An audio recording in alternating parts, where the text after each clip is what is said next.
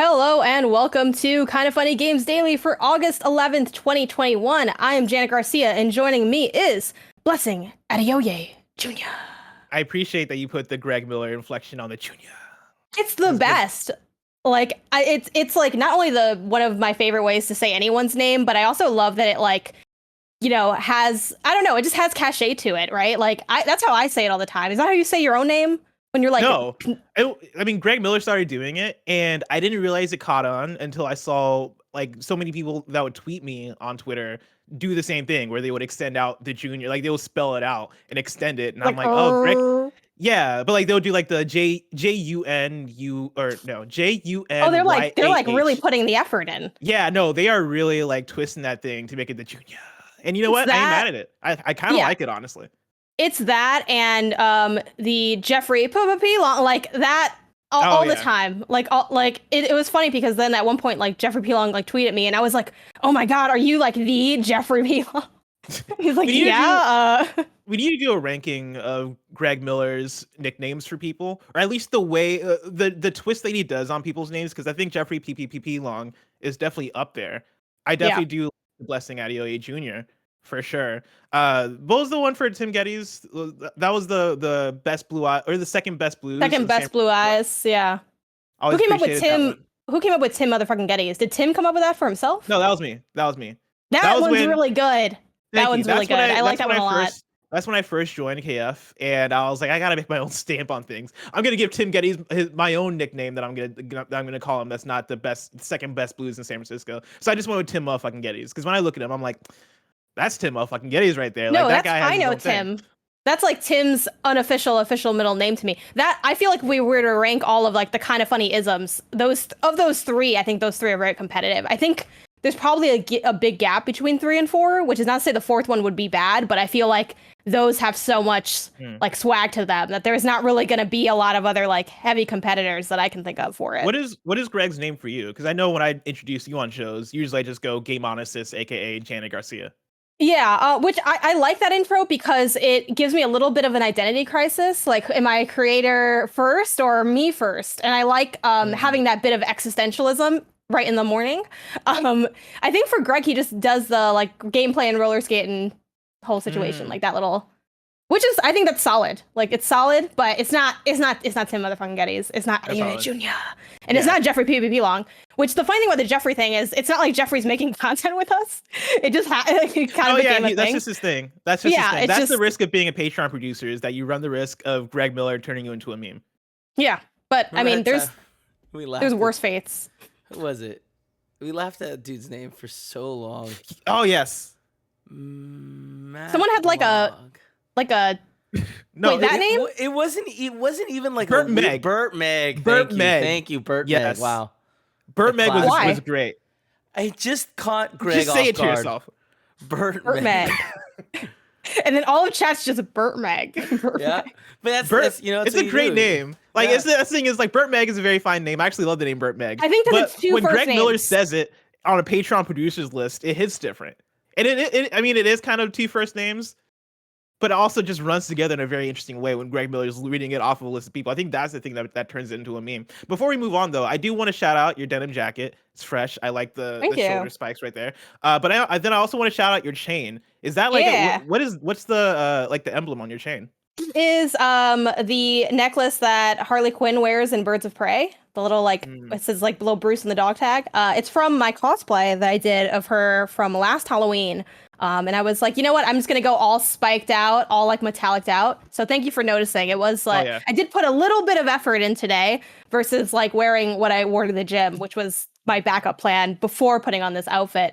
But let's jump into today's stories. We got a bunch of stuff to talk about, including Sonic 2 casting Idris Elba as Knuckles, indie recaps from Xbox and Nintendo, Niantic's founder fearing a metaverse, and more, because this is Kind of Funny Games Daily, where each and every weekday at 10 a.m. live, right here on twitch.tv/kindoffunnygames. If you're watching live, you can correct us when we get stuff wrong by going to kindoffunny.com/you're wrong. If you don't want to watch live, you can watch later on youtube.com/kindoffunnygames, roosterteeth.com, or listen later on podcast services around. the globe by searching Kind of Funny Games Daily. To be part of the show, head over to patreon.com/kindoffunnygames, where bronze members or above get to write in, and silver members or above get the show ad-free along with the exclusive daily post show.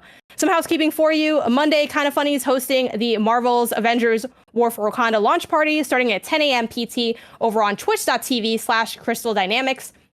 Greg and Miss Marvel herself, Sandra Saad, will be hosting 2 hours of gameplay, dev insight, and cast interviews. Yes, Black Panther himself, Christopher Judge, will be there too, and you should too. That's Monday at 10 a.m. PT on twitch.tv/Crystal Dynamics. Thank you to our Patreon producer, Blackjack. Today we're brought to you by Freshly, but we'll tell you more about that later. For now, let's begin what is, and forever will be, the Roper Report. It's time for some news. We have 6 stores today, or 7 stores today. Baker's dozen. So let's kick it off with the lead, which I can't think of anyone better to be covering this story with. Sonic the Hedgehog 2 casts Idris Elba as Knuckles. This comes over from The Verge. Chaim Gartenberg did the write-up, and I'm just going to read just super briefly from it because that's basically the entirety of the story at this point. But Knuckles is set to make his live-action debut in Sonic the Hedgehog 2 next year, and now we'll know who will be voicing him, none other than Idris Elba. React. Janet, when I saw this news yesterday, I popped. I couldn't believe it because if people have listened to Kind of Funny Games Daily over the weeks, over the months, over the years, you've probably heard me go on rants about Luther and how much I love the show Luther. Luther is a detective drama starring Idris Elba. It was the show that introduced Idris Elba into my life. He played a detective that was willing to get shit done by any means necessary. All right, he was willing to punch folks in the mouth. He was willing to break the law a little bit. He had kind of a dark past. He had kind of some shit going on in his life. I was all about this show, and Idris Elba was the reason why. Idris Elba is a great performer. I love Idris Elba. Loved him when he played Black Superman in Hobbs and Shaw. Loved him in the Suicide Squad. Every single role I see him in, I absolutely adore. I've loved him in Cats as well. He's just a phenomenal performer, and Idris Elba as Knuckles, I would not have been able to put together that pairing in 1,000 years. But when you see it on Twitter, right? He tweeted out "knock knock" with a picture of Knuckles, and with the hashtag Sonic 2. And God, like, I feel like whoever made that casting was just so spot on in terms of, all right, who can we get that has the name recognition, but then also is going to add something more to this character? Because Knuckles, great character overall. Like I saw some tweets yesterday that I couldn't agree with more, which was I believe it was, oh man, I'll check it after I make the statement because I can't remember who it was off the top. Oh, it was Ash. It was Ash Paris. Paris, you mentioned that like the Black community has claimed Knuckles over the years, and this all but confirms that, right? Like it's that fun thing of Knuckles was always that character for me that I loved. I always thought he was the coolest character. I always thought that he was dope as fuck. I love playing as him in Sonic and Knuckles. Sonic 3 and Knuckles. And yeah, Idris Elba playing Knuckles is just, for me, such a perfect casting. And I hope, I don't know if they're going to go this direction, but I hope he has a British accent. Yeah, I'm really curious to hear what this Knuckles will end up sounding like. I agree. I think the casting is awesome because this is like a super cool person playing like a very cool character. Like Knuckles is the badass.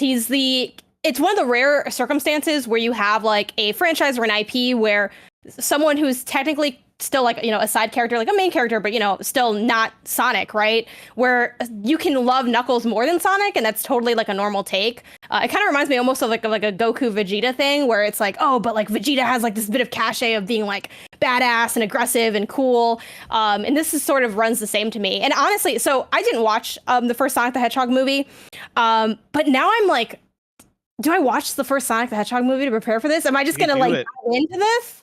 Like, is it worth diving into? What was your read on the first film like?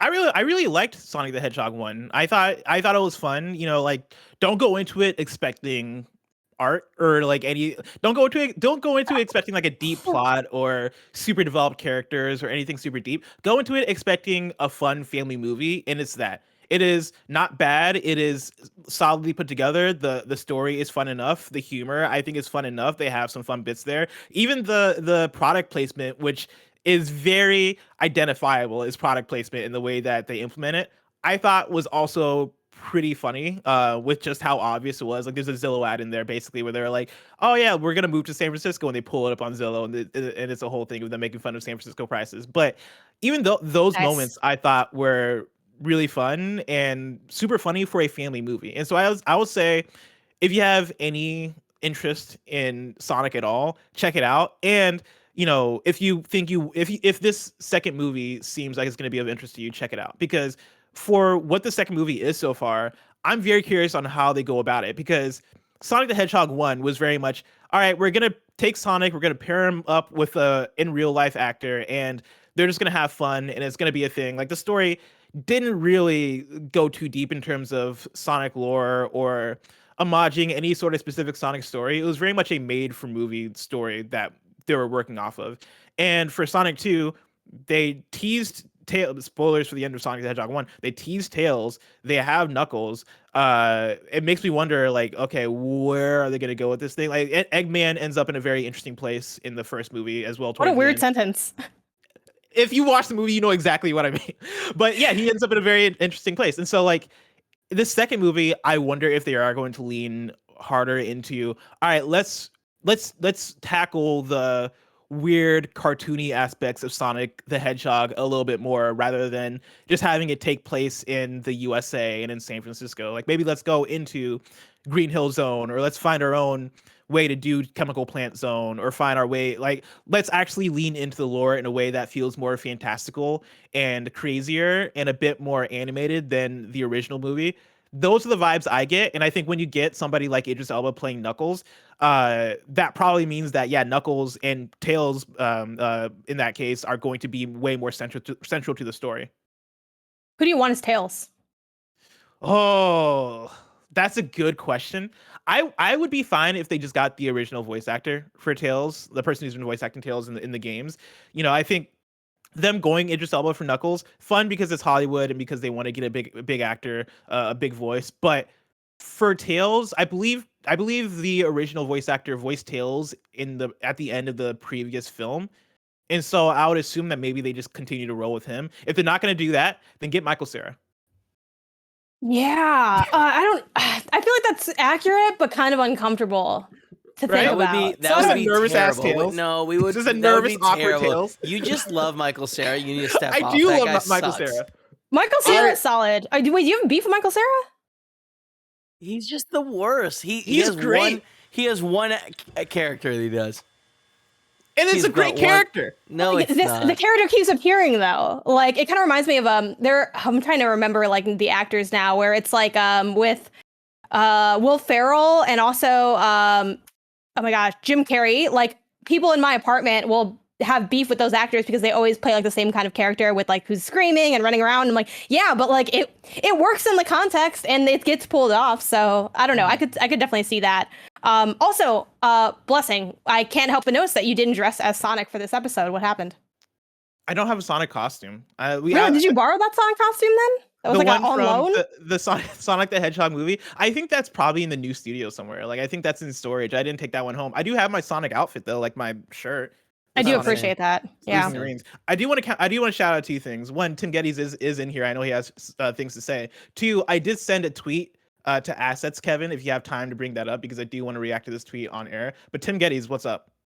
Yeah, I saw that tweet and I'm like, I can't let Blessing and Janet talk about this with at least being a part of it, because Sonic the Hedgehog holds a very near and dear place in my heart. Blessing and I are, keeping the Blue Blur dream alive almost single-handedly, it feels. But here we have Jackie. Jackie Harry, who I know from Sister Sister. Yep. And she's saying, should I play a villain in Sonic 2? I know one way to make Idris Elba's Knuckles disappear, which is such a statement. And God, Sonic the Hedgehog somehow has found its fan base in the mainstream. Like, it's translated its horny ass motherfuckers into reality. But I want this, and I want her to be Rouge so bad. Rouge the Bat. Oh my God. Can you imagine, Blessing? Yeah. She would play such an excellent Rouge the Bat. Perfect. I would be all about that. And dude, you mentioning Michael Cera as Tails, it's a different vibe than what I'd expect, but I am alls about it, dude. You know who I would say though? Who's that? Jillian Jacobs from as Community. Tails. as Tails. I think she can make it work. I Oh, think she can make it work, you know? I dig it. Yeah, no, I can see that. Jillian Jacobs, I think, has a voice that could do that. Michael Cera, like I say it half joking but half serious, just because like Idris Elba is kind of a wild choice for Knuckles, but he's gonna bring something to the character in a way that I think Michael Cera would bring something to the character of Tails. Jillian Jacobs also would definitely bring something to the character of Tails, so I'm definitely with that too. Yeah. So how yeah. off the rails is this like thirsting for Knuckles gonna go? Because I do now I'm Whoa. thinking of like Liana Rupert's tweet from, she's from Game Informer, who was like, how do I feel about that? Like, am I attracted to Knuckles now? Like, what's going on? Well, that's the thing about Sonic the Hedgehog and the Sonic the Hedgehog community over the years, is that there are plenty of sub communities within the communities, including the horny for Hedgehog community within the Sonic the Hedgehog community. Goose is a big part of that one. Yes. Oh, yes. And there have been plenty of people that have already been thirsting over Knuckles. Like, that has existed already. Adding Idris Elba to that is going to magnify that. Like, by the time Sonic the Hedgehog 2 comes out, there will be a movement of Knuckles / Idris Elba thirst that I don't think the world's gonna be prepared for. Yeah, Janet. Is this the most lethal thirst combination that you can think of? I mean, honestly, it's probably the most destructive potentially. Like, Yeah. I don't think the world is ready for the ramifications of what this could create, because the Knuckles This is our shit, Nexus event. Knuckles goes deep to the point that like I Why? So like Why? you know how people are like, hey, don't Google Sonic unless you're ready to see some shit. Like Sonic and Rule 34 kind of go hand in hand in a lot of ways, and the furry communities and all that stuff. That is all true. Yeah. But once you get Knuckles involved, it reaches a whole new level of It really doesn't help that his name is Knuckles. You know what I mean? It doesn't. But here's the thing, like Bless was saying, like there's like communities within the communities, and it kind of splinters off where there is these like variant timelines, and some of them are a lot darker than others. If anybody wants to ruin their day, I would recommend them go down the path of the 90s Sonic comic books of the whole Echidna, Knuckles Echidna like storylines. Shit gets fucked up, and like the creator of those comics, things get fucking weird. I'm not going to say anything more on this show because there's very few things I can say that are PG left to say about the situation, but it gets dark, it gets weird, and there is a lot of drawings in some official capacities and some non-official capacities, and that's when it gets even weirder, guys. But Idris Elba's Knuckles, I am freaking in. This is fantastic stuff. I can't wait. Me and you, day one, Sonic 2.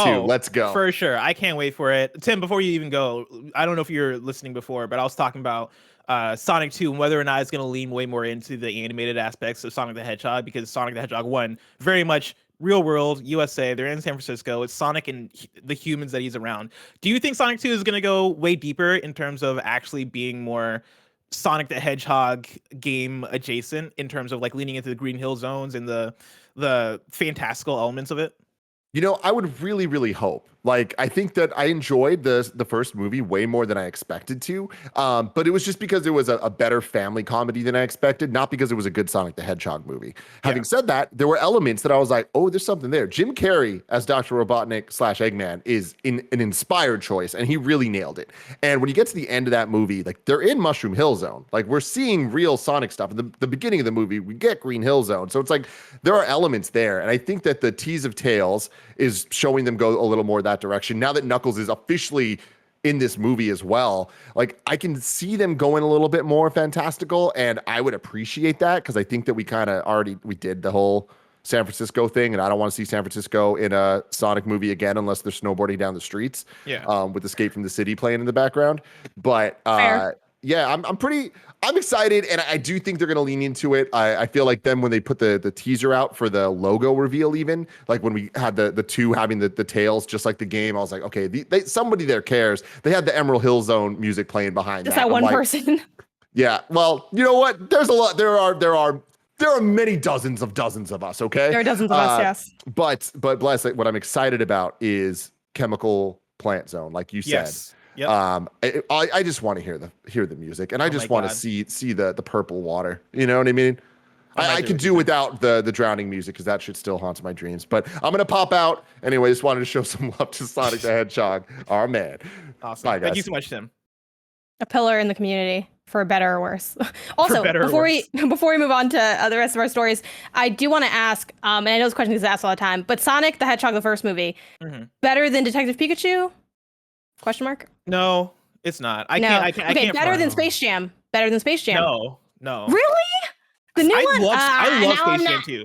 I love Space Jam 2. Oh, You're talking man. about Space Jam is the original Space Jam, one of my favorite movies, and Space Jam 2 is basically a movie tailor-made This for does me. bring in another question though, like how much do I trust your taste in movies? Like I know your taste in games, but movies, it's the Wild West out here. Here's my thing. Like maybe you're not a good source. I don't know.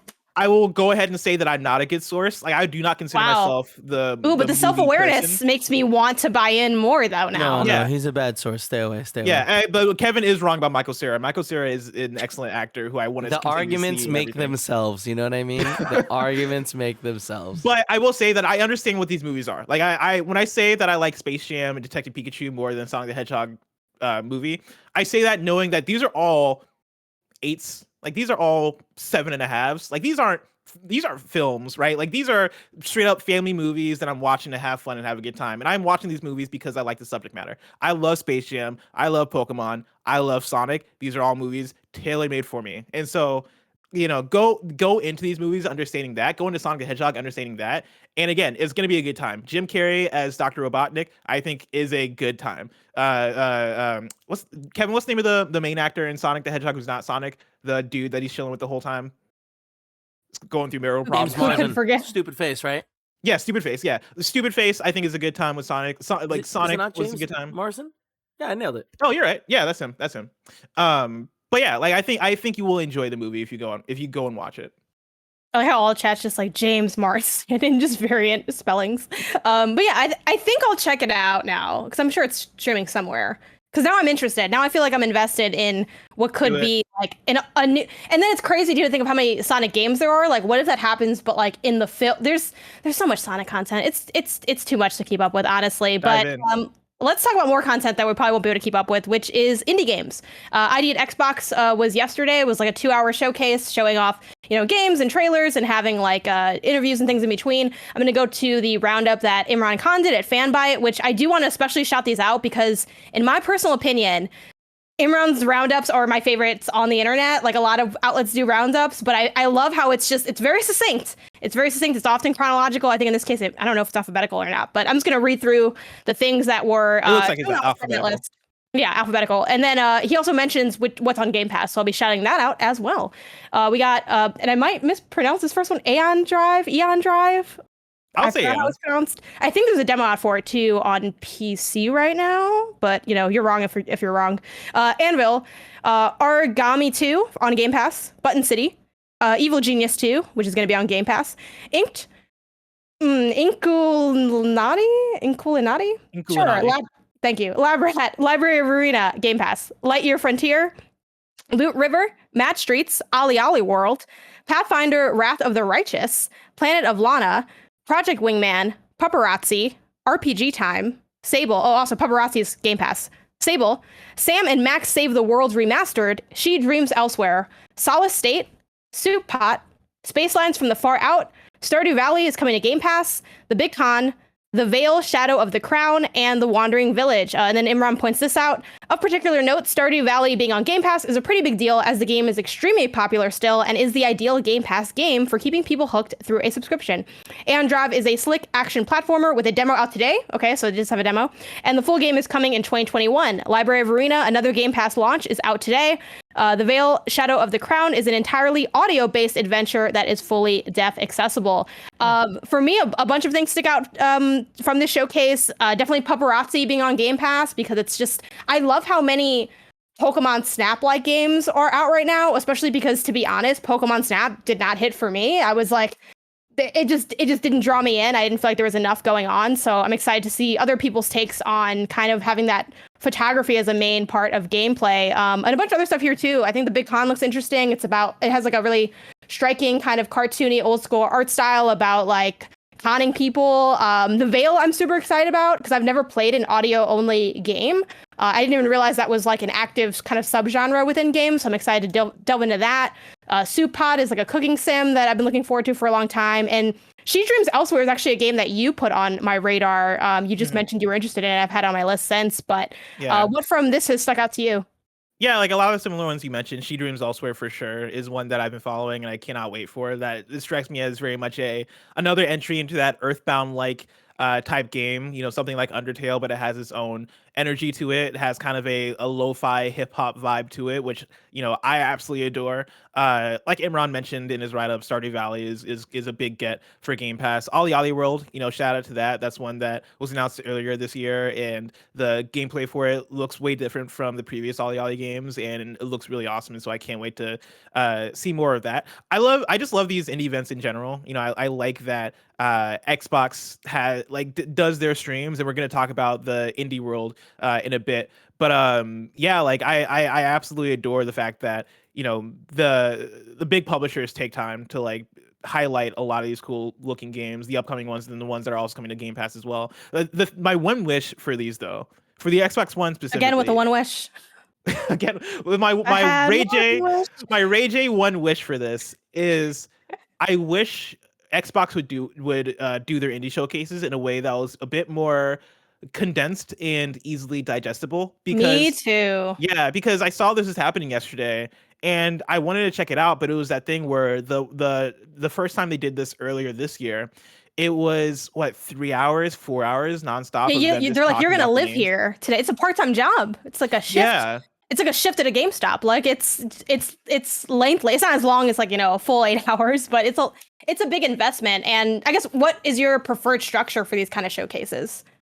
I love how Nintendo does it with the indie world. I love the PlayStation State of Plays. I love the more condensed versions, but I also understand that for Xbox with these games, you probably have a lot to say and you have a lot of games that you want to get out there. So for something like this, where you do want to talk about all these games, I would do it in maybe an episodic structure where it is, instead of 3 hours of games, maybe do three separate videos for 3 weeks that are 40 minutes each or 30 minutes each that are, hey, okay, cool, we'll show off your game for a little bit, on to the next one. And you give each game its own time to shine. Maybe each of the 3 episodes has its own headliner or highlight that is, all right, this stream is going to be like, our big headliner is going to be Ollie Ollie World, because how many people are looking forward to Ollie Ollie World, and then we'll center it around that, but then also build in all the other announcements around that. Or maybe take something like She Dreams Elsewhere, because I know quite a few people are hyped for that, or even Stardew Valley, or like, find ways to condense it. Because the indie world this morning, I look at Twitter and I look at how many people are live tweeting it and talking about it. And I look at Wario64 Nibel doing his breakdowns where he's tweeting out every single thing announced there. That's able to happen because we know the indie world is going to be 20 to 30 minutes long. You're not going to have that same amount of conversation around a 3 hour to 4 hour long stream. If you want to do that, cool. Like, I think it's awesome regardless. I love getting these indie game showcases, but I do think you can make it more hype. You can make it something that people feel like they can follow and be more involved in, and can make it something that people are live tweeting as it's going. And so that would be my main request. Yeah, I think for me, I'm kind of in a similar boat. Like I did end up watching the entirety of the showcase, which this time it was 2 hours, so at least it is getting a little more condensed. For me, I think trying to keep the spirit of it alive while also condensing it, what I'd like to see is if they just take out the immediate reactions from the hosts, which, shout out to Blind Gamer Steve for, doing that hosting work yesterday. And I forget like who was the co-host, so I can't shout them out right now. If you remember the name of the co-host, let me know who it was, because I think they also did a great job. But taking out their immediate reactions of having those like few seconds, and maybe that's there to queue up the next trailer, to be fair. But I think taking that out, but leaving in their developer interviews would be awesome, because that was probably one of my favorite parts of like getting, it was Strawberry17, thank you so much, chat, who is the co-host, getting that info out there, and also like kind of humanizing the developers. I think, yeah, we all want to like get the info and go, but at the same time, I'm like, I kind of like seeing them talk about their games, and it's not always like an opportunity that's afforded easily, especially on a big stage like Xbox. So I think trimming the fat through that would be really good. People are bringing out Treehouse is like a similar thing. Yeah, Treehouse is a similar thing, but often Treehouse is like tied to a more condensed event. Yes. And I think that is the difference. Alternatively, I really like how Xboxes, or actually I don't think it was Xboxes, but Day of the Devs, just in general, I think is a more condensed version of having that heart and spirit of like the straight to cam with the developers while also having trailers. And then I think also Annapurna Showcase was similar, where I think there is space to humanize the event of just showing you a bunch of trailers without making it like a 2-hour showcase. So I'd love them to hit that in between. And Nintendo Treehouse Live, I think, is the perfect comparison, where if they had prefaced this with a 20-minute long stream that was quick fire, here's She Dreams Elsewhere, here's Ollie Ollie, here's Masteries, here's Loot River, here's Lightyear Frontier, here are all these games in 30-second to 1-minute trailer form, and did it back to back to back to back, and then followed that up with a 2 to 3 hour long stream where it's now we are breaking down these games, now we are talking about them, now we are interviewing the devs. I think that would be a way better format than to just do the Nintendo Treehouse style thing, because I don't tune into Nintendo Treehouse Live unless it is something that I care about, unless they are talking about No More Heroes 3, or unless they are doing the showcase for Breath of the Wild or something along those lines. It is very difficult to get me to tune into a Treehouse Live event if it is, here are a bunch of indie games and you're not really sure what's going to be there and what's not, or what time something's going to be there at. That's way more difficult of a sell for people. And so I think you go that way. But then also, I think the Annapurna Interactive Showcase is a good one to shout out as well when you want to talk about getting devs in the forefront and allowing them to have a voice and have a personality. The Annapurna Showcase is the shining example of how to do that, because in the way that it was edited and put together, each dev had their own moment, even if they didn't have a game to show per se. If they had a game that was unannounced, but they did want to sell you on the idea of, hey, we are working on something and this is who we are, they would have a scene presenting that. They would have I forget what studio this was, but there was one of them that was doing a tea bit where somebody was making where it was two devs making tea, and then they would throw to their composer, who's the same composer for, I believe, like Minecraft, yeah, and they'll go to him. He would do a fun bit, throw back to them, and there's so much personality imbued in the way they would present those developers.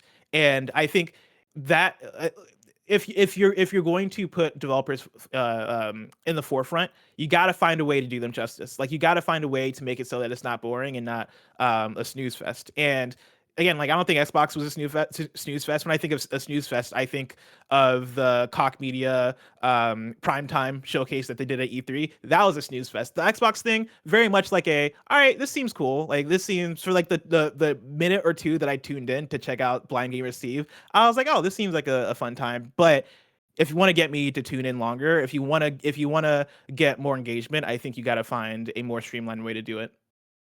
Yeah, for sure. Oh, look who it is joining us. Steve, what's good?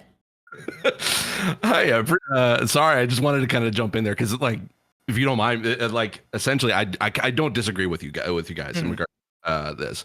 I think from my perspective, from being in, and of course, I'm not a representative of Twitch or ID at Xbox in any way, shape, or form. So the way I kind of see it is that essentially we were kind of going with a showcase plus reactions kind of stream. And they did actually take some feedback from the previous one, because obviously the last one was 4 hours. There was a lot more dev interviews, longer dev interviews. So they're trying to find a right balance for it. And this is definitely a partnership with Xbox and Twitch. But I agree with you guys. Like, essentially, like, that is definitely a long time to be sitting waiting for more information, or at least for new stuff. And I kind of like the examples you guys were recommending. I don't know. I just want to kind of chime in and just say, I think it was a neat concept, and I liked what they're trying to do, and they are trying to be able to make it so that people can enjoy it when they're watching it live and also on VOD later. But I think they're just kind of working stuff out and kind of changing as they go. Yeah. See, yeah, a couple for things. sure. One, excellent job yesterday. You were killing it for the time I tuned in. But then also, what is the Veil Shadow of the Crown? That is the one that Imran mentioned here, is the entirely audio-based adventure that is fully deaf accessible. Do you have any insight on that? Like, can you sell me on that? Because I do. Cool. Actually, you did the interview. Yeah, so that's actually it's fun because that one was developed actually in my hometown. The studio was. I always forget that you're Canadian, also. Yeah, So it was developed in my hometown, and I've known about this game for several years. And there's actually some really amazing audio games. I believe it's audiogames.net.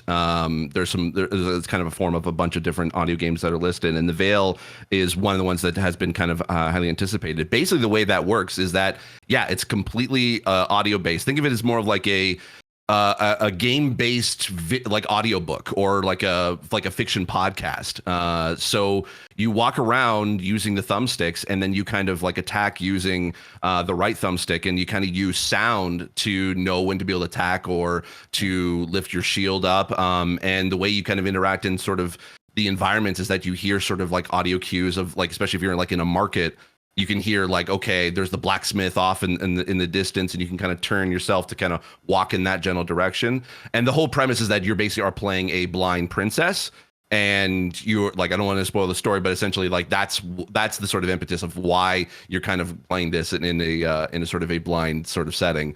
And there was a demo of it last year at I believe it was the Summer Game Fest showcase as part of the thing that they had with Xbox.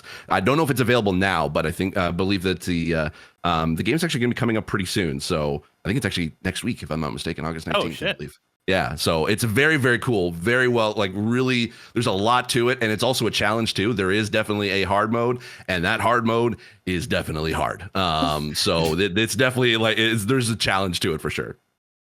Yeah, I'm excited to check that one out. I'm always down for any experience that I feel like is taking a unique angle to something, or also just something I haven't like experienced myself. Like I wasn't even aware until like people on Twitter were like mentioning to me, other audio-based games, and I didn't even notice that it was like a subgenre within things, similar to how like there's FMV and all these other styles of games. So I'm excited to check that one out, and hopefully dig into other ones. But yeah, thanks for that added insight. I feel like I have a bunch of questions related to how that stuff goes down, but I know you also probably have things you can't discuss in terms of like, production and all that. But Sure. Great job, because it is hard being on for 2 hours like that. Oh, yeah, and plus also I would love to be hired for the next one. So yeah, but at first I was going to come in there and be like, bless, why do you got to do me like that? I thought we were friends, but no, I 100% understand what you're talking about. On Games Daily, like every day we're just dishing it out. But no, thank you so much for coming in with that insight.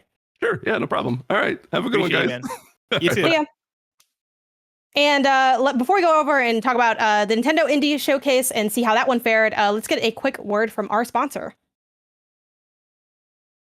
This episode is brought to you by Freshly. Dinner time can be chaotic, but with Freshly, it's easy. The chefs take care of your meals a few nights a week and take the pressure off of you. Cool Greg knows all about this. He's been getting Freshly, he's been loving it, doesn't need to cook anything. He just gets it served here, he opens it, and he's eating fantastic stuff. He was telling me all about this sausage baked penne, and I was like, man, that sounds good. It sounds damn good. Freshly offers quality meals without the hard work of prepping, cooking, and cleaning. Freshly offers chef-made, nutrient-packed, delicious meals delivered fresh to your door, no cooking required. Ordering is easy. You just go to freshly.com and choose from over 30 delicious, satisfying, better-for-you meals like steak, peppercorn, the sausage-baked penne I was talking about, or the chicken pesto bowl. Right now, Freshly is offering you guys $40 off your first 2 orders when you go to freshly.com/games. Stop stressing about dinner. Go to freshly.com/games for $40 off your first 2 orders. That's freshly.com/games for $40 off your first 2 orders. And we're back.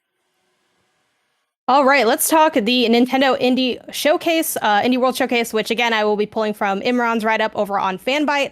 And I'm just going to read directly from it because it has some great like editorializing, explaining like what each of the games are, and including release dates or release windows. So it reads as follows. The Jet Set Radio-like Bomb Rush Cyberpunk opens the show with new gameplay and banging music tracks. It is a timed console exclusive for Switch in 2022. The pleasant-looking black and white photography game Toem gets a new gameplay trailer and explainer. It releases this fall. Loop Hero, the incredibly popular looping roguelite semi-management game, comes to Switch and will be releasing this holiday. A new game from the creators of Far Lone Sails is shown, titled Far Changing Tides. It's focused on sailing a large boat at the end of the world and exploring the now flooded landscape. That comes out in 2022. The anime-stylized first-person narrative adventure Necro Barista Final Pour is revealed, a definitive director's cut version of 2020's game. It is releasing later today as a timed console exclusive. We also have Garden Story, which is a cute Zelda-like. That's out later today. Boyfriend Dungeon, a game where you date your weapons. That's out today. And Fanbyte also has a review up on it. The incredibly anticipated Axiom Verge 2 is out today as well. A Shovel Knight puzzle game titled Shovel Knight Pocket Dungeon is revealed. The cast of Shovel Knight crawls through dungeons by solving competitive puzzles. It also supports the Shovel Knight amiibo, and that comes out in holiday. Islanders Console Edition. It's a quaint and peaceful game about building islands that's been out on PC for a while. That's coming to Switch later today. Metal Slug's Tactics. We got another just look at that game showing maps and big bosses. That comes out 2022.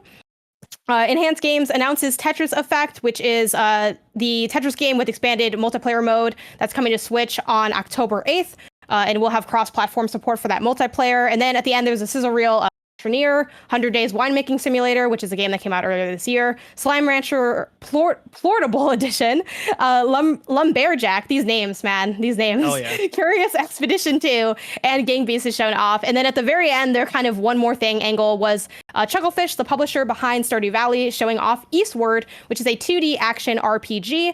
And that game is releasing as a timed console exclusive on September 16th. So, Blessing, what stood out to you in the showcase?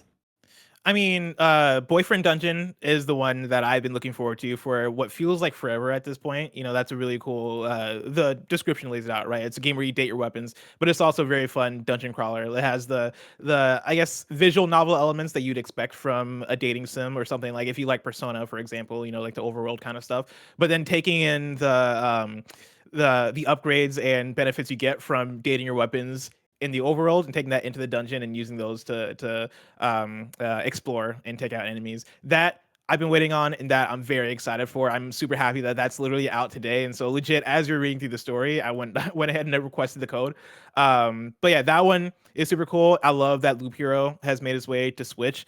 You know, that was one that I hopped in a little bit earlier this year. I think Andy Cortez absolutely adored it, but I tried it for a little bit and I wanted to go back to it. But, you know, I'm just not as big of a PC gamer until that Steam Deck comes my way. Then you'll see me playing a lot more games, a lot more PC games. And so I've been hoping that that would make its way to Switch or other consoles. And so now that that's coming to Switch, I think I'm going to pick it back up. And then Bomb Rush Cyberpunk. That's another one that I've been looking forward to for a while. And It did look like a U game. Yeah. Oh my God. I love Jet Set Radio back in the day. I used to play Jet Set Radio Future at my friend's house. He lived next door. He had an Xbox. I had a PS2. And so it was that fun, like, I would go over to his house and play like these weird games. I think a few weeks ago I talked about Blinks the Time Sweeper, how he had that game, and I would go to his house, play it, and I'd be like, what the fuck is this game? This game seems so weird and different. But he also had Jet Set Radio Future, and I played so much Jet Set Radio Future back at his place. And I wish Sega would bring it back. But if they're not going to do it, I'm happy that somebody's doing it. I'm happy that an indie studio is like, yo, we'll just make it ourselves.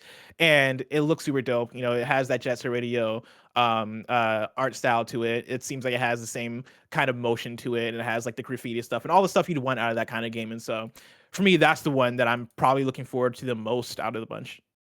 Yeah, I'm looking forward to a couple ones on here. For me, Toem, I've been, you know, interested in that for a while. Again, photography game. So I'm like, all right, let's just, someone's going to get it right. Let's find out who it is. Loop Hero, I'm also excited for that port because I also played it on PC and I liked it, but like a lot of people, it was like, oh, this would be great on Switch because it's, you know, a little bit longer and like it literally can, to a degree, play itself. So kind of being able to put it down or like have it, you know, on Netflix on the background would be like so valuable. Or like for me, I was like, oh, this would be great like on an iPad, but like sitting at my desk, you know, it wasn't the ideal setup for it. I'm weirdly excited for Necrobarista Final Pour just because I tried it, I think, on Apple Arcade and I wasn't into it, but I think it's because it was like didn't control quite the same as it did maybe on other platforms. So I'm like, maybe this will be a good time to give it a chance. Garden Story, obviously, because it's cute as hell. And I'm mostly just like psyched about how much out today stuff they have. Like that's probably my favorite thing about especially the indie showcases specifically. Like you could show me a game that like might not even be that interesting looking, but if it's out today, I was like, well, you know, the eShop's already open. Like, come on in, the water's fine. So to me, that's probably my favorite thing about the formatting of these showcases, that there are so many like shadow drops. Axiom Verge, of course, too, like dropping as well. I didn't get around to the first one, but I am interested in picking this one up, and for that to just be available now is wild. Oh yeah. No, that's super awesome. And another one I want to shout out as well. Tetris Effect Connected. It's awesome that's coming to Switch because playing the original Tetris Effect on PS4 and then PSVR for me was a surreal. Like that felt like a religious experience playing that game. It was, yeah. Like Yeah. people try to say like that's not a good VR game because like VR doesn't do much for it, and I'm like that's a wild take to me because I Yeah, feel no, like being entrenched when you is put that awesome, headset thing. on, like The dumbest Dude, thing I've ever heard. That's the dumbest thing I've ever heard. it is Exactly.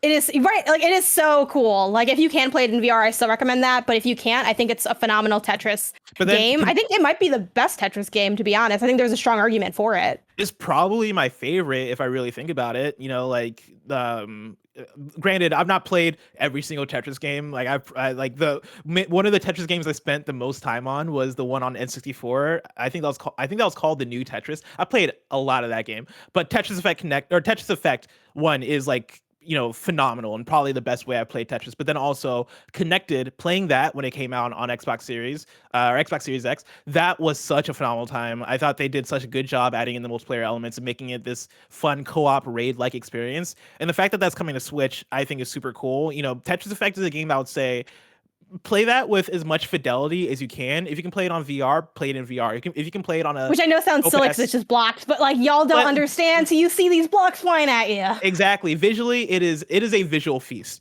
right? Play that on a nice TV if you can. But if you get on Switch and you want to play on Switch, I'm sure that's going to be an excellent experience too. Like either way, you know, Tetris Effect is one of those games where I think any way you play that game, you're going to have a phenomenal time. But, you know, go for fidelity if you can, you know, if you want to get an amazing experience out of it. Tetris is having just such a moment. Before we jump into our next story, I do want to know, you know, at the risk of making everything a versus thing, because I know sometimes people get sick of like all the comparison points. ID at Xbox versus Nintendo Indie World. Which one were you more into as far as game announcements or discussions? No, Indie World for sure. I think Indie World, same. Even though Indie World seems to have less overall announcements added, the announcements they did have, you know, Bomb Rush, Cyberpunk, you mentioned Toem. Toem does look cool. Loop Hero, Garden Story, Boyfriend Dungeon, Axiom Verge 2. Wait, oh, I misread that. I thought that was Axiom Verge 1 that was out today. Axiom Verge 2 is out today. Yep. Holy shit. I mean, that alone is fucking big. But then, yeah, like this whole presentation, I just thought was like from a game announcement standpoint, I think game per game had just better or bigger bangers, I'd say. Yeah, I'm inclined to agree. And again, you just condense it. It's like suddenly it seems like a lot, even if it's not, you know, a whole bunch. And I feel like Nintendo is having a bit of a weaker year, especially in like the AAA space of Nintendo releases. So shout to these indies for carrying the team and giving me something to download on my Switch. But actually, I don't have a good transition for this. We're going to jump into Niantic's founders fearing the metaverse, which is kind of a horrifying headline. This comes from Adam Bankhurst over at IGN. I'm just going to read kind of a condensed version of his already condensed write-up of a longer blog post. That Niantic blog was lit. They had that. They had like the new 3D mobile scanning technology. Like a lot was going on in that blog. But here's what Bankhurst's write-up reads as. John Hank, the founder and CEO of Niantic, has published his detailed thoughts on the metaverse, which if you're not familiar with the term metaverse, it's the collective virtual shared space. Like that's the sum of all virtual worlds in the internet. And some people debate whether or not it includes AR, but that's what the metaverse is. The Niantic boss is seemingly far from excited about the concept, with fear that a virtual universe may evolve to become a, quote, dystopian nightmare, and one that humanity should look to work to avoid. In a lengthy post, he says this: a lot of people these days seem very interested in bringing this near future vision of a virtual world to life, including some of the biggest names in tech and gaming. But in fact, these novels served as warnings about a dystopian future of technology gone wrong. The CEO goes on to say, instead, we can use technology to lean into the reality of augmented reality, encouraging everyone, ourselves included, to stand up, walk outside, connect with other people in the world around us. In Hank's view, technology isn't something that should be used to replace core human experiences by launching people into a virtual megasphere of total escapism. Moreover, it should be used to better human experiences by using technology to supplement their experiences in the real world. And then I do want to briefly shout out too, again, they have acquired that 3D mobile scanning app. And essentially what this is supposed to be used for is to, you know, more easily scan and faster builds for like 3D maps of the world. So that's what that tech can be utilized for. So what is your reaction to the idea of a metaverse and these concerns of like us dipping further from our own humanity? I More there, casual stuff. yeah, real casual stuff. This feels like him Real being quick. like, "Get off that damn phone! Y'all are on that phone too much." This is funny coming from Niantic. This very much feels like hey guys, maybe you should go outside and walk a little bit. What's gonna help out with that? With Pokemon Pokemon Go, Go. yeah. Maybe you should download some Pokemon Go, get outside, get out of that VR, get out of that AR, get off the internet and go walk. I have no thoughts on this. Like this is big concept stuff that like I can see an argument either way of technology is melting our brains versus technology is making us better, and I think both are true to some extent. I think overall this is just a very funny story though to talk about and look at, because I would the fact that it's Niantic coming out and saying it, the Niantic's founder coming out and saying it, I think is just really funny. Yeah, that's what stood out to me too. Like I kept it in here just because like I think conceptually it's really interesting. I will say for what it's worth, I think it is always important for people that are especially on the cutting edge of advancing technology in society to be thinking of ethics and humanity. Like I think those are really important things where it's like you can create, and especially for something like Niantic where, not that Pokemon Go is necessarily gonna, I don't know, throw us into the metaverse downfall of society, but I think it is important to have those conversations and think about what are you using technology for. As we get more advancements in technology, we see a lot of additional problems pop up that have already existed in society. So I think, tech definitely can further, exacerbate existing problems or can, be beneficial. So I do like the idea of connection through technology. And even though obviously you're the founder of Niantic, you probably want people still on Pokemon Go, even if you're afraid of a metaverse. It is like it was such a moment when Pokemon Go first came out and you'd be meeting people in the park and they'd be like different teams and then you're taking on gyms and like I do think, it is more than just a statement in the sense that like Pokemon Go did execute on that, That is and true. Like Harry I Potter think one not so about much. I think about what was it, 2016? I think about summer 2016 all the time. Not just because of the great Drake song, but because when Pokemon Go dropped, I remember I lived in Seattle at the time, and I remember it dropping and people getting obsessed. And then during that week, I had flown back to my hometown, back in Central Illinois, and was like meeting up with friends and all that stuff. I was there for like a week, and I remember them the second night I was there. They were like, "Hey, let's hit up the park and let's go play some Pokemon Go," because Pokemon Go was fresh and new at the time. And I was like, "Oh yeah, let's do it." And the amount of people at that park playing Pokemon Go together, connecting together, it was basically, it felt like the opposite of the pandemic, really, where it was just this moment in time where everybody was outside and everybody was doing this shared thing together in a way that honestly was really beautiful, and honestly kind of does feed back into the points he's making here.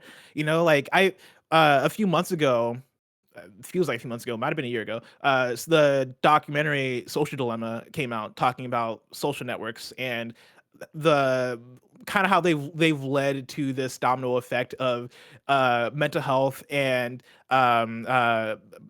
politics and like all these things being affected in a way that was unforeseen by anyone who was developing these apps and in these services back in 2005, or before the advent of like Facebook and Twitter and all this stuff. The way that social media has evolved over the years and has affected society in terms of politics, mental health, how we socialize with each other, our expectations for each other, all this stuff. You can very easily honestly make the argument that a lot of that shit has been for the bad. And honestly, I would agree that a lot of that shit has been for the bad. I think where I diverge from John Hank here, the founder of Niantic, is that I don't think, and I don't know if he implies this or not, but I don't think it's all bad. I think it's one of those things where we have to take the bad and figure out how to adjust to it and figure out how to turn it good. Because I think we're getting away from video games now and just into like just a regular conversation. I think God forbid we have one of those. Yeah, God forbid I talk to you about something that's not video games. I think progress is going to happen regardless. Like technology is going to That's true. evolve You can't stop regardless. it. Like there are certain things in terms of quicker processing, new ideas, all this shit that are going to happen regardless, and that I don't think is worth stopping in cases where it's not objectively harmful. In cases where we can see the ways in which certain applications and certain technologies do help people, I do think we got to let those things ride the course, but we do have to also react and manage those things in a way that is going to not be a net negative, right? When it comes to social media, how do we use that in a way that's not a net negative for, how we view the world and our mental health and the negative ways, the negative ramifications that can actually have on the world? How do we use that as a net negative? I think that's more so the way to go about it, as opposed to being like, this thing is bad, go outside, go walk, even though you should go outside and walk sometimes. But like, you know what I mean? Like, I think it's all about reacting and managing. Yeah, speaking of managing things, managing reactions, moving to our next story. FIFA 22 lets you turn off opponent celebrations. This comes from Wesley Yinpool over at Eurogamer, who writes, FIFA 22 will, for the first time in the series, let you turn off opponent celebrations. For FIFA 22, EA Sports has taken things one step further and made the ability to turn off opponent celebrations. This is done via the new celebration camera focus setting, which lets you toggle from viewing your opponent's celebration when conceding a goal to focus on your team's reaction instead. And then it mentions, like, by default, this is set to just be opponent celebrations, but you can change it to be just your team's, and that can affect every mode in FIFA, not just Ultimate Team. So again, another story where I'm like, I'm really glad to have you here for that. How do you feel about celebrations in like, do you let your celebration ride when you score on somebody? Like, what do you do? How do you do you? Every time. I feel like you end it when I feel like you've scored on me and not done the celebration. That's because I didn't figure out what the celebrations were in FIFA 21. When I played FIFA hardcore from FIFA 10 all the way up to like FIFA 16, I had those celebrations memorized. I was doing the L2 up on the right analog stick to do the front flip. I was doing the rotations to get the back handsprings going. I was doing celebrations left and right whenever I would score a goal. If anything, I'm probably the reason why they're turning this shit off, because I was the menace in my friend group. It was the same thing in Mortal Kombat, where I remember playing Mortal Kombat with a friend, and because I owned the game and I was good at the game, I was on a winning streak against one of my friends. And at a certain point, he was like, "Hey, can you stop doing the fatalities? Because you're wasting time. Like, we can just go into the next match. You don't have to do the same fatality every single time." And I was like, "Oh, you make a good point. I am just like being a menace here, aren't I?" And so yeah, like I'm pro celebration. I'm pro the fun of it. I think celebrations are fun in FIFA, especially because the score is going to be 3-2. That's 5 celebrations in a game. That's not crazy. That said, I get it. They're turning this off because of the memes of the world. Yeah, I feel like, God, I'm torn. I mean, there is the only legitimate reason to turn it off, which this article also digs into, is sometimes people use like the more running ones to sort of like dig into the clock a little bit. But also, like, I mean, you're the one that you still have to get scored on for that to happen. So I feel like, how much was that really, were you really gonna get that 90-minute cheese, or are you just salty? I'm definitely like a salty bitch when it comes to getting scored on in FIFA. When it comes to FIFA in general, like, I play with my team. And I don't really, it's weird. I guess I'm okay with them being on. Like, I'm not going to turn them off, but at the same time, like, me and my brother usually do skip through the celebrations, mostly because I don't know, there's just so much pain, right? But the pain is part of the process of FIFA. Like, FIFA is pain, and like getting scored on that. Soccer is it's a painful experience. Hey, you got to pour salt in the wound sometimes. Yes. Yeah, that's basically mostly salt, for the most part. It's like salt and glory is just FIFA. So, but I do think it's interesting that they're like, thinking about that and taking it into account. And then our final two things, really quick. I do want to give a quick shout out to Life is Strange Remastered Collection getting delayed to 2022. This came out via a tweet that they posted up saying, after Life is Strange True Colors releases on September 10th, we're happy to announce that Life is Strange Wavelength DLC starring Steph Gingrich releases on September 20th. Or is that, did I get that date right? September 20th, or is it 30th? Now I'm questioning it. Did I get it right? You got it right. I can double check it. Okay, cool. As you go. I had to like hand write it, so that's why I don't remember if I got it right. However, due to ongoing challenges due to the worldwide pandemic, we want to alleviate pressure for the team in relation to getting True Colors out and then getting Remastered Collection out. So for that reason, the Remastered Collection will hit in early 2022. So not September 30th. September 30th. Okay, see, I thought it was September 30th on that DLC. Yeah, not the biggest or worst delay. Admittedly, it's kind of like most people that want to play Life is Strange already did. The Remastered Collection is just kind of a nice way to bundle it. It would have been cool to help, maybe like push the release of True Colors, but I don't think anyone's going to be, too broken up about as somebody delay. who's a Life is Strange fan, I'm totally fine with them releasing it later, because I think releasing Life is Strange, the collection, and then Life is Strange True Colors at the same time doesn't necessarily, I don't know if that was the best idea anyway. I think if you're going to do a remastered collection like that, it should lead up to the next game so that people can play, That catch would up, be and ideal. then get excited for it. But if you're gonna drop them at the same time, I don't think it's as bad of an idea delaying the remastered collection, because people can get to that when they get to that, and also that probably gives them way more time, especially right now when video games have been harder to develop over the last couple of years. So I think it makes sense. Yeah, I agree with that. Yeah, it would have been good for a lead up thing, but it was just such a small window that maybe it just didn't end up panning out. I mean, clearly they had to, make a shift at the end.